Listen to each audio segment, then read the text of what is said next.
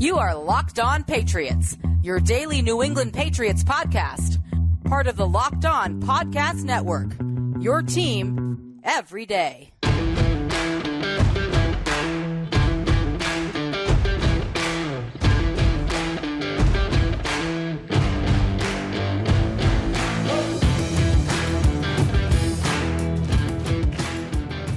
Hello to all of you Foxborough faithful, and thank you once again for making Locked On Patriots a daily part of your New England Patriots coverage. Also, hopefully, your first listen each and every day. Remember, Locked On Patriots is available wherever you get your podcasts, so be sure to download, subscribe to, and follow Locked On Patriots on all platforms, including YouTube, to make sure you get the latest episode as soon as it's available. I'm your host, Mike Debate. I cover your New England Patriots for Patriots Country of Sports Illustrated. Reach out to me. Let me know what's on your mind on X at MDABATENFL. While you're out there showing love to social media via Locked On Patriots, be sure to follow our account there as well at LO_Patriots. And Pats fans, today's episode brought to you by Gametime. Download the Gametime app, create an account, and use the code LOCKEDONNFL for $20 off your first purchase. Last-minute tickets, lowest price, guaranteed. And Patriots fans, as your New England Patriots walked off the field at Deutsche Bank Park at Frankfurt Stadium on Sunday, seemingly accepting their Week 10 loss to the Indianapolis Colts, 10-6, and unfortunately accepting their fate that this team is most likely headed for a season in the cellar. And it's not something I would have predicted. It's not something our good friend here predicted, because joining me today to break it all down is our good friend, the legendary Connor Murphy, Fisto himself, Thomas Murphy of E2G Sports. Thank you for coming to me in friendship, and thank you for lending your wisdom, your counsel, and input today on, I truly don't know what to call this today, Don Murph. Mailbag melee. You know, I don't know, man. I'm at a complete loss here, Michael. It was laid out for them that these last 2 weeks were supposed to be get right weeks. They were winnable games. They were games that, you know, another 2 games that were decided by one score, and it came down to a couple of keys not being turned, and that's basically it. That's where this team is right now. We're just looking for a little joy in Mudville, and right now there are 2 camps. You know, the guys that the fans that want you to show a little gumption, a little self-respect, and get some W's out there, and the other camp that is just trying to get a top 3 pick in the draft coming up in June. I'm not ready to start diving into my draft analysis yet. Put it that way. Yeah, I know. Tell me about it. You know, Mock Draft Monday is something that is always a lot of fun here on Locked On Patriots, but at its appropriate time, folks. We don't want to start mock drafting heading into Thanksgiving. No. And, you know, for the last 20 years, Murph, that was an unheard of concept here in New England. There was no way that Thanksgiving was the end of your season. Bill Belichick had gone on record several times saying good football doesn't start until Thanksgiving. Right. So, you know, folks, it really, really is a difficult time. And for the first time since 2000, Bill Belichick's first season here in New England, the Patriots are a 2-8 football team, Murph. Right. That's a harsh reality for a franchise that was once considered almost a foregone conclusion at the top of the standings of both the division and, of course, the conference as well. But that is where the current iteration of New England Patriots currently resides, mustering only 6 points in a game which team owner Robert Kraft said before the game he wanted to win badly. And you have to wonder what this is going to mean for the bye week coming up. But conversation for maybe a little bit later in today's show, and definitely for later in the week. Today, we're going to focus primarily on what we saw on the field yesterday, Murph. You and I both know it's going to be categorized in so many different ways. The Patriots had missed opportunities. The Patriots executed poorly. They were not well prepared by their coaches. I think that's all fancy ways of saying they simply just did not turn the monster keys to victory. Right. And if they had, they would have come out with a victory yesterday. Now, I know you were pretty monster mad on social media yesterday. Anybody that's looking at this will say, yep, we saw Murph's tweets on Sunday morning. He was not happy. Specifically, which keys really surprised you the most that were not turned And what could the Patriots have done differently to try to get a win yesterday? Sixes, not threes. Mm. That's it. They had 5 trips to the red zone, and they came away empty Mm. on all 5 trips. They missed a gimme field goal that would have, the special teams didn't come up well in the entire game. But to miss that field goal where Mac would have just been, or Bailey would have just been driving for a field goal at the end of the game instead of needing a touchdown. But no, it's sixes, not threes, not taking care of the ball. Win the turnover battle. Those are the 2 keys that did not get turned on Sunday and ended up haunting the Patriots. Also, you could throw in there, limit the laundry. It's the weeklies Mm. that Yeah. this team is not getting.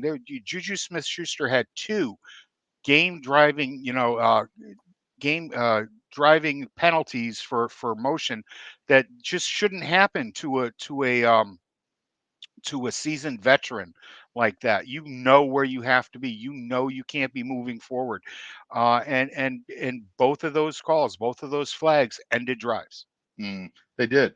And we talk about winning the battle on third down. You have preached this almost every week coming on here on Locked On Patriots, whether it be presenting your monster keys or whether we be breaking down the aftermath of a lot of disappointing losses. The Patriots lose the battle on third down, and it was not any different yesterday, folks. 6 of 14 against an Indianapolis Colts team that was there to be had is not going to cut it. You cannot win in this environment, in this NFL, by being futile on third down, and the Patriots just continue to have that problem. Bill Belichick acknowledged that both when he spoke to the media yesterday after the game and then upon his return from Germany this morning when he spoke with reporters via video conference. That was a very common theme throughout his comments. Got to win the battle on third down, have to execute. Patriots simply are not executing right now. No, they're really not. Too often they completely look like they're not on the same page. Okay. You just go back and ask, why the Patriots didn't throw a Hail Mary at the end of the first half, and Mac's sitting there saying, I don't know. I don't know. Yeah. Go talk to the coaches. I don't know. His season may be done. His career in New England here may be done. I hope not. Because getting back to the draft, I'm not ready to go into full Cleveland mode and start chasing quarterback after quarterback. I'm still in the on the side of the room that wants to see them build a team first and then find a quarterback if Mac isn't going to be it here after his 5th-year option. Yeah, I think that's a very good point. People are maybe missing that point or maybe willfully ignoring that point. But when you have a full-scale rebuild, unless you are absolutely sure, unless it's Caleb Williams or Drake coming in here, and even those aren't solidified, guaranteed options. It's just not. You have to realize, folks, that nurturing, cultivating a quarterback and making that quarterback what you need him to be is not an easy task. And we're going to get into that question of the day a little bit later. So I don't want to go too much on that right now because that was the overwhelming Mailbag Monday question here. And we're going to continue to talk about that. No, but I think it's absolutely relevant because you can't talk about offensive struggles and offensive keys unturned unless you do go into the problems that Mac had yesterday. We're still seeing its inability to make sound decisions when most needed. It's more concerned with watching the rush than anything else. And that interception was as bad of a throw as you can make in as bad of a time as you can make it. Mike Gesicki open in the end zone. He's right to target him, but he's not throwing the ball where it needs to be. Exactly. Where are your bloody feet? You're standing there tossing the ball with parallel feet. This is something that you teach kids when they're 11 years old, how to step into a ball, where your feet need to be. And trust me, there isn't a coach on the planet from Pop Warner all the way up through the NFL that tells you to stand with your feet parallel. It just doesn't happen. It just doesn't happen. That play was there. that was a 6 and not a 3, and it was just ridiculous. It wasn't even a 3 because we ended up throwing a stupid interception Right. in the red zone. We Yeah. can't have that. You can't have that. We're still seeing that customary, and I say customary derisively here because that is not something we should be seeing from Mac Jones. Those back-footed fadeaway. That's not what Mac is designed to do as a quarterback, folks. If he's making passes like that, something is terribly wrong. Back-footed, flat-footed, and today, all you hear on social media and on the radio is how they would rather have the quarterback that was on the other side of the field. And who was that quarterback? Gardner Minshew. Gardner Minshew. Who's the quarterback that I wanted here in New England 3 years ago when they brought in Cam Newton? Gardner Minshew. Yep. And we have the receipts here on Locked On Patriots to prove it. I remember talking with Murph about that, and I actually remember chuckling along with a lot of you. And Murph was right on the money in terms of guys that can evade defenders when the pocket starts to collapse and make plays. You saw Gardner do it yesterday. It was my fiendish plot of Gardner Minshew. Go back. I've written about it. I talked about it here. All right. A solid quarterback that can avoid a rush, that can run this offense, what we're running here and what the Patriots have been running here for 20 years. And the kid was perfect for it, and I was ignored and guffawed at. Well, unfortunately, folks, for the Patriots, they did not turn that key, and they didn't turn a lot of keys on the field yesterday.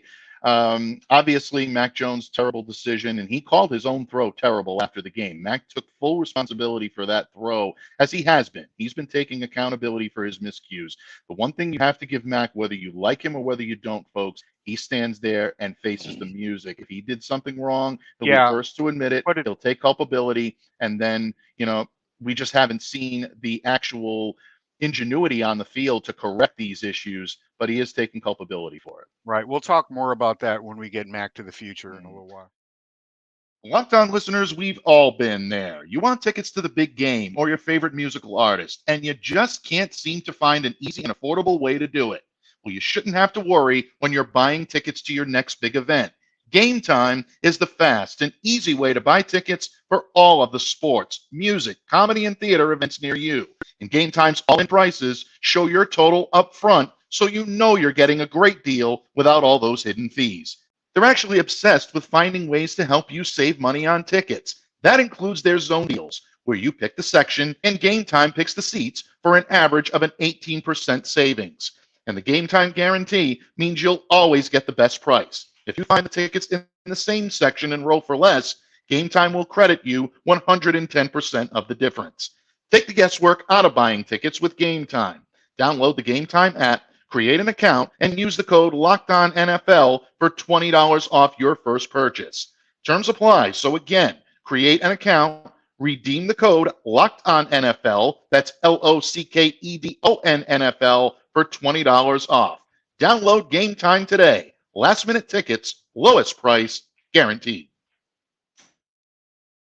Bottom line, this was not the only problem. Mac's egregious interception led to an interception, Murph, that may even be more egregious when you take a look at how it was thrown, what was done, and the reasonings behind it.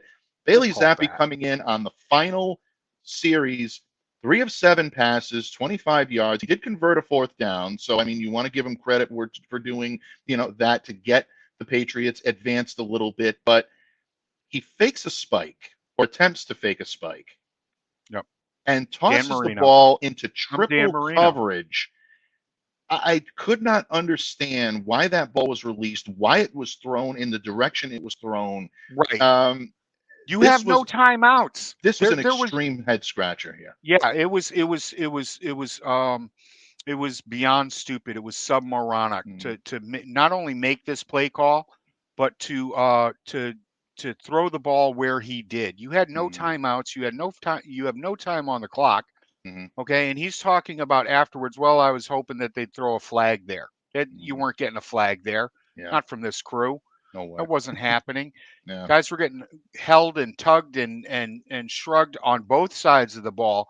And did you see a pass interference call? Did you see a holding on either defensive backfield in that entire game? No, it didn't happen. These guys weren't making that call there. If you're going to make that call, you need 2 go routes into down the field, into the end zone, outside the hash marks. You don't throw that ball to the middle of the field where you have absolutely no chance to get up to the line of scrimmage and then, clock something. Should have clocked it there, figured out a play, and tried, done what you needed to do. Maybe get another 15 yards on the next play on an out route or something. It was stupid. And I can't believe that Bill O'Brien would call a play like that in that instance. This had to be Junior making the call on his own. I just can't believe that O'Brien would do that. Yeah, and that really, I think, exacerbates the problem. Either way, if O'Brien is calling this play, you have to wonder whether or not he's still the same Bill O'Brien, because that's just uncharacteristic of the guy we knew up here as an offensive coordinator, the head coach of the Penn State Nittany Lions, the head coach and general manager, essentially, of the Houston Texans, and then running the offense down in Alabama for a couple of years. You didn't see things like that. Just uncharacteristic again. And if it's Bailey kind of going rogue here and doing it on his own, it only clearly points out, folks, that Bailey Zappi is not the answer, nor is Mac Jones. No. What do you do if you're the New England Patriots? Well, you try to run the football, and they tried to do that effectively yesterday. The Patriots did have 167 yards on the ground from their runners. That was their highest output since December of last year. So Patriots trying to get the ball going. Ramondre Stevenson, 88 yards. Ezekiel Elliott, 54. Mack even tripped in 25 yards, including a 15-yard run. I thought the offensive line did a good job blocking for the run yesterday, but the pass protection, again, folks, surrendering 5 first-half sacks, and 4 of those came on third down. And you wonder why, Murph, they're only 6 of 14 on third down. It really is. It's a tough situation for the Patriots all the way around. It really is. It really and truly is. It's so aggravating when you see, the Patriots allowing this kind of mayhem, on the front line. In the one thing that Mac does terribly is handle pressure. And the pressure that the Colts would routinely dial up on third down was just god awful, and they had nothing. I said find DeForest Buckner. It was right there in my keys, and DeForest Buckner had himself a day. The only time the Patriots offense looked good was when he was off the field. Yeah, exactly. And Steve and I discussed the prowess of DeForest Buckner here on Friday on our pregame show. And sure enough, there it was, very much plain in black and white, just like Murph said he wrote in his monster keys. And as we discussed here, if you try to contain him, keep him at bay, you've got a shot. But if he's running amok like he did early on in this game, you're not standing a chance. And really, all Patriots players under duress yesterday. Murph, before we take our leave of the offense, any more of your monster keys that you feel needed to be turned, were not turned, or dare I say, were not even addressed? They really did a good job with everything except for what we got to, with the exception of the hunt for Red October, who is Gardner Minshew. Minshew was harassed, but he wasn't contained. They never got to him. I'm not sure how many hits they got on him, maybe 2 or 3, but he was never sacked. They didn't get into his face nearly enough. Okay. Gardner Minshew is not somebody, this is not his first rodeo, people. All right. If he can extend the play and expend it, he's going to find open guys when he needs to. And he didn't throw the ball a hell of a lot, but when he did, he found his targets. Absolutely. And folks, that is the reason why the Patriots are facing a 2-8 record heading into their bye, and now facing a ton of questions, including the question on everybody's mind. Murph and I are going to answer that question in just a moment, but not before talking about another unit that continuously disappoints week after week. It's not all about offensive futility here with the Patriots, folks. The special teams unit has been abhorrent, and it's not characteristic of a Patriots team. Why is that? What can the Patriots do better? And yeah, we're even going to pick out a silver lining from the German skies on this episode of the Locked On Patriots podcast. Stick around when we continue in just a moment. Don't forget, Locked On Patriots is a proud part of the Locked On Podcast Network, your team every day. Locked On listeners, score early this NFL season with FanDuel, America's #1 sportsbook. And right now, new customers get $150 in bonus bets with any winning $5 moneyline bet. That's $150 if your team wins. If you've been thinking about joining FanDuel, there is no better time to get in on the action. The app is so easy to use. And folks, there's a wide range of betting options, including spreads, player props, over, under, and so much more. So visit FanDuel.com/LockedOn and kick off the NFL season in style. That's FanDuel.com/LockedOn. FanDuel, official partner of the NFL. Fans, thank you once again for joining us here today on Locked On Patriots, for making us a daily part of your New England Patriots coverage, and hopefully one of your listens when it comes to post-game coverage of the Patriots' 10-6 loss to the Indianapolis Colts in Frankfurt, Germany. Murph, before we get into some more negativity, definitely looked like our Deutschland Brotherhood over there in Germany. Really enjoyed seeing NFL football yesterday. They were having a blast. Everyone that was on site talked about just how engaged the crowd was and how hospitable they all were. Really a great opportunity for the NFL to showcase what it can do on this international stage. Got to give all the credit where credit is due to the league, to Robert Kraft for helping to push for this. This was something that I think was, absolutely. And a big tip of the cap, you're right, to Sebastian Ballmer, who I think had more fun than anybody last week. Great stuff from Germany. Regardless of the outcome, this was a positive for the Patriots. Everybody had a good time. I got a couple of playlists sent to me of all the music that was sent over there. They loved singing Sweet Caroline and a little John Denver out there. They had a good time with that. So yeah, I really feel bad for it. This was basically a Patriots home game in Europe, and in the fans that showed up that flew over, because I had friends that did fly over, and the ones there that came from all around Europe, from England, from Germany, from Ireland. I got messages from guys in Ireland asking me if I was going to be there, and they deserve better, because they really showed out for the Patriots on Sunday. Yeah, they really and truly did, including one of the great supporters of Locked On Patriots. The lovely Miss Christina Quigley is one of our great supporters, and she wanted to know if Locked On Patriots was represented overseas. Unfortunately not, but you did an amazing job of representing Patriots Nation. So a tip of the cap to you, Christina. Thank you for all your support, and we hope you had a great time in Germany. And Murph, I completely agree. Although I do think an opportunity for a David Hasselhoff halftime show was missed. I think it would have been great, Murph. #Hoff-time. Think about the marketing capabilities, bud. This would have been great. He could have worn the glowing jacket. He could have worn the glowing jacket. I was there. I was actually there when the wall came down. I'm not going to get into the entire story, but yeah, I was there. I saw the jacket. He's heard it a couple of times. But I tend to break that out after a couple of whiskeys. And it's a good story, and I'll tell anybody in private about it. But it would have been nice to have the Hoff there. Yeah, it would have been. Maybe it would have given the Patriots a little life-saving capability. Who knows?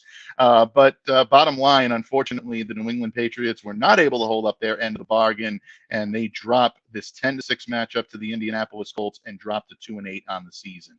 Right. Murph, we are going to get to the question on everybody's mind in just a moment, because it is a question that needs to be answered. But the one thing I wanted to do was take a little pressure off of the offense. They definitely have enough on their shoulders, and I think we've talked about all of their problems ad nauseum. But the special team snafus, I think, surprised me the most on this team, because last season, Cameron Atchett, I think, did the best job he possibly could. He was over his head. There were a lot of issues on that special teams last year that just were not fixed. You expected bringing in guys like Chris Board, getting someone like a Cody Davis back, Matthew Slater coming back to anchor everything, dedicated special teams players. And I think two special teams coaches now with Cameron Atchard and Joe Judge chipping in, you expected to see that prowess return and the Patriots' pride in special teams. Once again, you're not seeing it. There's futility in the game's third phase. The blocked punt yesterday that was a planned rush. They put 9 players at the line of scrimmage, but the Colts read through it, and they did a very good job of neutralizing it.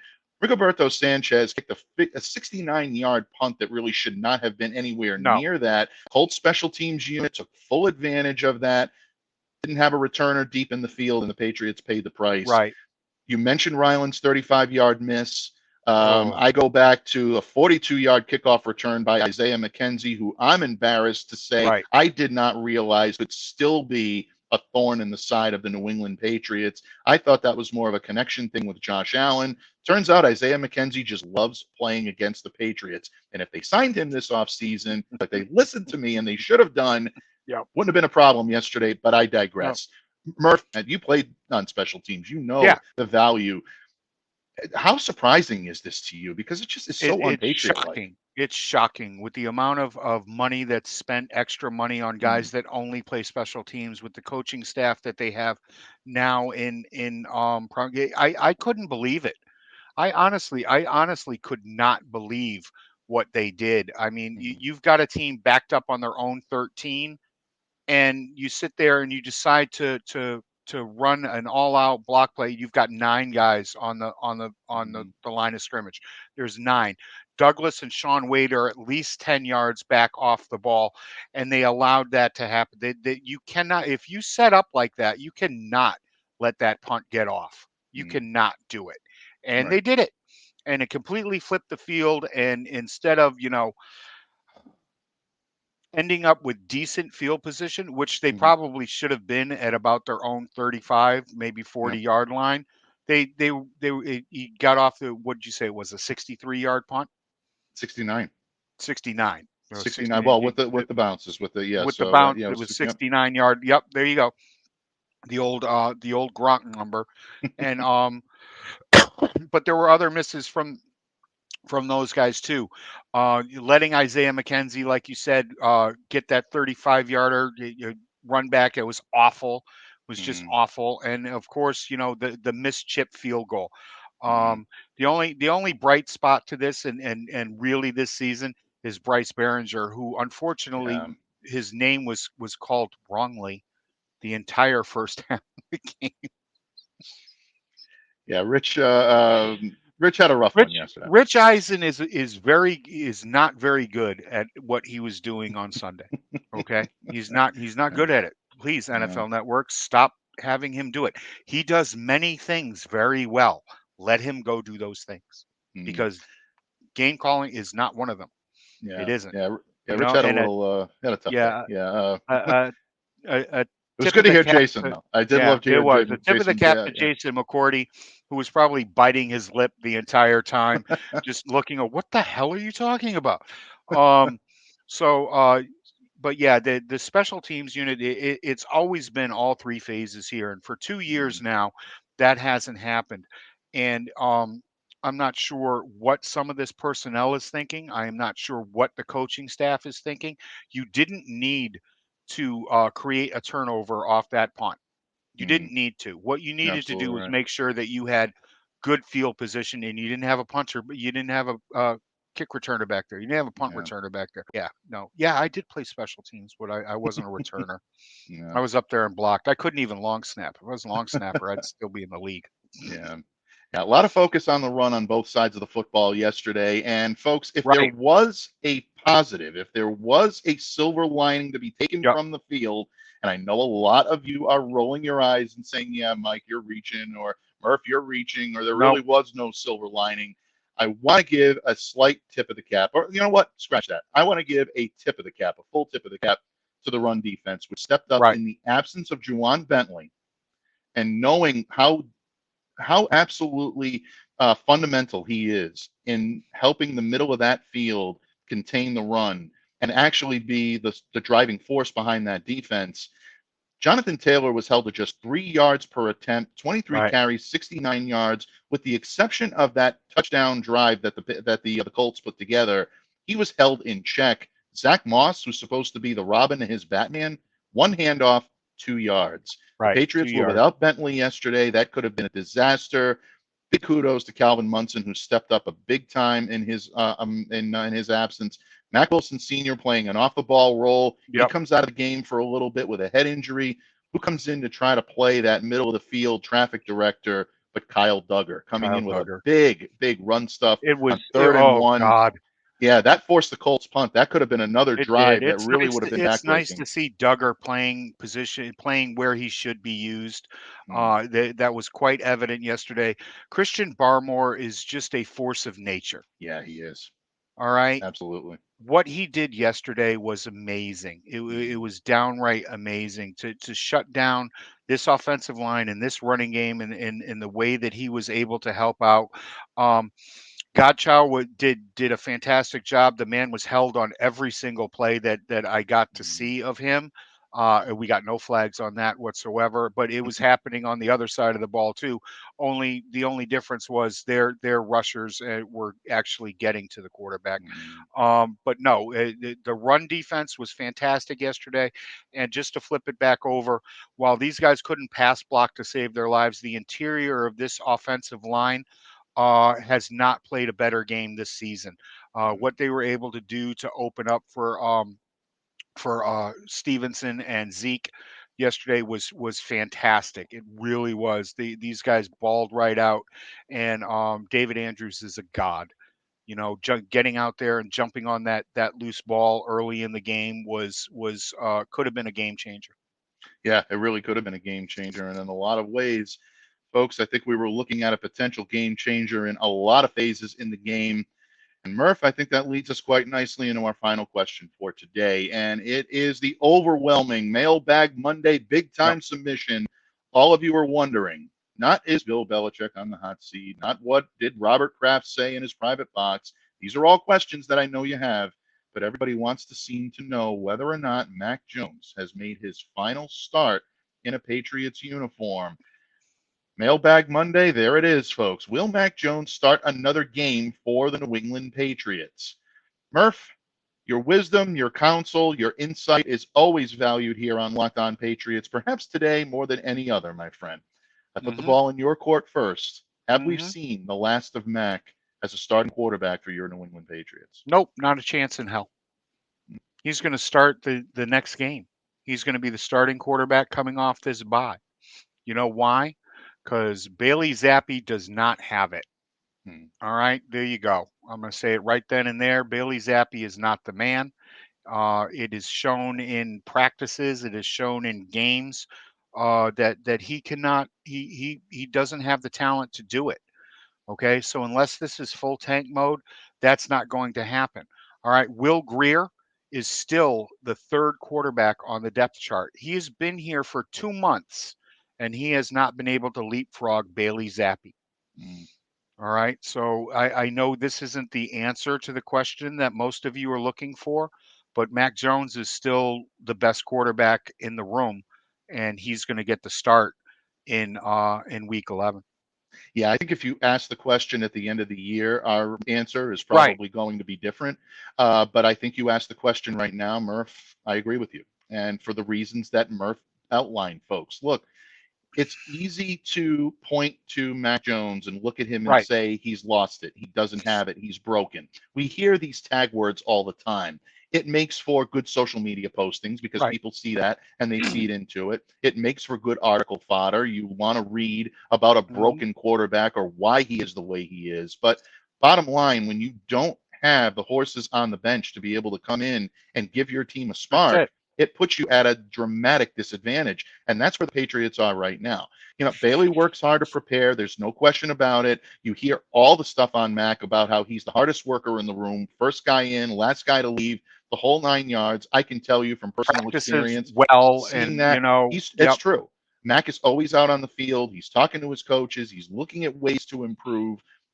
Because that hasn't translated on the field is a problem for the New England Patriots. But where do you go? You have to have a hand to hand the ball off. And the Patriots simply do not have that right now. Terrible job of getting a backup quarterback in here. They knew Bailey Zappi wasn't it. All right, they're out here scrambling for mobile quarterbacks late in the draft, undrafted free agents. They're bringing in guys like Will Greer. How many quarterbacks have they brought in this season? Yeah, You know, Matt we could sit Corral. here, Yeah. we'll run out of time listing them. All right, none of these guys have worked out. All right, it's extremely thin. The Patriots should have done better back in the offseason, back in April, May, and June, exactly when they should have been doing better at constructing this offensive line and getting another wide receiver in here for Mac to work with. Mac is going to be the starter after the bye week. People forget, just a couple of months ago, Bailey Zappi was on the waiver wire. He was cut. No team Right, put a and claim in on him. no one. And the Patriots brought him back, kind of up and down between the practice squad, between the 53-man roster. He came in during the Cowboys and New Orleans Saints blowout losses, and he performed lackluster in both Same of those. thing. Murph mentioned Will Greer. I know Malik Cunningham's name is coming up an Yep. awful lot. Malik is on the scout team, folks. I don't expect him to be your answer. The Patriots, I believe, have seen enough of him to know that he's nowhere near ready to carry that type of load. So, unfortunately, Belichick's hands appear to be tied, and that's why this is. He made the Sunday cut once, and he was in for 3 plays. That's it. We were asking the next day why he was even on the roster that day, why he was even in uniform. And I'm sorry, I'm going to get killed for this in the comments, and that's all right. And go ahead, as long as you keep it respectful. Yeah. But he's the best option that you have right now. And and granted, I mean, you can lay a lot of blame, but by the end of the first half, he'd been sacked 5 times, pressured another 3, and he was actually in the second half. It wasn't that his eyes were dropping. It was the fact that his eyes were never up. It almost looked like this poor kid was looking for a safe place to lie down. Yeah. Every time that he tried to move, there was 3 Colts in his face. As well as the offensive line did in run blocking, that's how poor they were in pass protection. And a lot of that problem is on him too. He didn't read and react quick enough. He didn't see guys that were open over the middle of the field. And it's because he's so skittish that those things didn't happen. That's the reason why he's missing Pop Douglas across the middle open, because he's already afraid that he's going to get wiped out. Hopefully the line gets a little more healthy and he looks a little more like he did in the Buffalo game, and even last week in with Washington, when we were sitting here talking about if only we had guys that could catch the ball when Mac actually hits them in the hands. Yeah, exactly. I mean, it's not letting him off the hook for an egregious, game. It was a terrible game. And they should, if they were going to pull him, they should have done it earlier and not on the last drive. Yeah, exactly. And then force a cold quarterback that is definitely nervous in that situation. And I don't care who you are, any quarterback is going to be nervous in that situation, trying to come in, erase his own demons, because Bailey Zappi has not had the easiest of seasons either, folks. Let's not ignore that fact. It's a tough situation for any quarterback to be in, but there is no question. Mac Jones looked like a quarterback that needed to be pulled from that game yesterday. That's why he was. It's one thing to say he had a terrible game, get him out of there, put Bailey Zappi in, let's see if we can get a spark. But it's another thing to wonder what's next. And Murph, I think it's the same argument with Bill Belichick. You can get that instant satisfaction, that gratification of firing a coach that has your team at 2-8. But what do you do from that point? Right. Do you give the reins to Gerard Mayo, who has no head coaching experience in the league? Is inheriting the same roster, so you got the same problems that you had, whether Bill was a head coach or not. Exactly, and a defensive-minded coach that's not going to fix your offense. You give it to Bill O'Brien, you're looking at the same problems on the opposite side. Bill O'Brien runs that offense right now, folks. Him ascending into the head coaching chair is not going to change that. So the Patriots have serious problems to solve, serious people to solve them. But I don't think they make those types of moves until the offseason. I think Murph and I are in agreement. Once that offseason begins, those questions will once again surface, and then you're looking at legitimate and you're looking at very specific conversations that will be had. And I think our answers will be different at that time. Yeah, our answers will be very different. But I am also not of the ilk that we're going to go start chasing quarterbacks in the draft right now. Mm, Okay, you can see it year after year after year yeah. with teams around the NFL, like Cleveland, like Miami, like everybody else, searching for that next guy, and the next guy happens. Yeah. Okay, the next guy is rarely chosen. Okay, it's the Tom Brady that comes out of nowhere. I'm not saying to win 6 Super Bowls here, but that's usually the way it is. Look at Mm, what's going out there in San Francisco right now. mm, You just find the guy that it's works true. with you, and I'm not ready. You have to build a team. Anybody that you bring in that's a first round pick right now is getting this team. Mm, Think about it. You're right. picking some guy third, fourth, or fifth, and he's inheriting this team.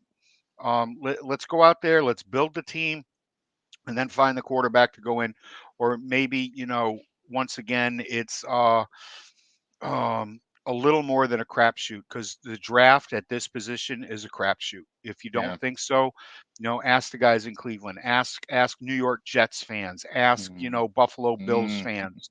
It's a decades long search for the right guy. right. And Exactly. personally, I think that this team is 3 or 4 players away from serious respectability. Yeah. Now, 2 of those guys are offensive tackles that aren't on the roster right now, and a wide receiver and a tight end. Mm, Okay, a tight end to go along with it. mm, That's the way it goes. And right. what you need to do with an offense is build it from the inside out, and the defense the outside in. And they've done a great job. Bill's done a great job building another really good defense. Let's see if we can right this ship this off season. But I with that first pick, I'm not going to be saying take one of these quarterbacks. Yeah. And again, folks, I think it just comes down to how compounded the New England Patriots problems are right now. Yep. This is not a team that's one player away from magically No. contending, whether that player be a quarterback, whether it be a wide receiver like Marvin Harrison Jr., whether it be a top offensive lineman. This team needs multiple players at multiple Right. positions in order to be able to rebound. There is a good core of talent on this team Right. that needs to remain intact, but there's going to be a lot of house cleaning in Good. the offseason. Take the long view on this, Yep. and you'll see, I think, a lot of all the questions that you have will be answered in due time. And, that's all we can tell you about the New England Patriots business right now, folks. You're going to have to stay and make the move to Nevada with us. No, I'm only kidding. Bottom line, there is a lot of work to be done in Foxborough, and we may get some of that during the bye week. It may be the bye week here on Locked On Patriots, but that doesn't mean we're taking any days off, folks. No, No. we've got shows every single day here for you, breaking down all of the Patriots' first half. Who's your MVPs? Who has had first halves to forget? We've covered some of them today, but we're going to continue to cover all of that and get you ready for the New England Patriots November 26th matchup with the New York Giants. That's the next time your New England Patriots take the field, and it will be in East Rutherford at MetLife Stadium. But in the meantime, I want to thank my good friend, the kind of Murphy Fisto himself, the legendary Thomas Murphy, for joining me here today on hashtag Mailbag Monday. Whatever we've branded, I think Melee Monday was what we kind of settled Melee. on, but it is hashtag Locked On Murph Monday, and we love having him here. Don Murph, thank you for your wisdom. Thank you for your friendship. And before I let you go, please let everyone know what we can look forward to from the great pen, the great voice of Thomas Murphy all week long. Well, I'll be back here later this week, I hope, and of course I'm still working on the Red Sox, fixing the Red Sox, and thankfully I can do that with money. And of course Absolutely, I'm gonna folks. have the Friday. I'm gonna put out the monster keys to the rest of the season. Mm-hmm. Definitely. And you know what, folks? The monster keys are always appointment viewing, appointment reading. You turn the keys, you go to the top. You don't turn the keys, you're never heard from again. Don't be like the 2-8 version of the Patriots. Turn those keys, folks. Look at them and know that there is a fix that is possible for your New England Yep. Patriots. You just have to have the right guys at the helm to turn the keys.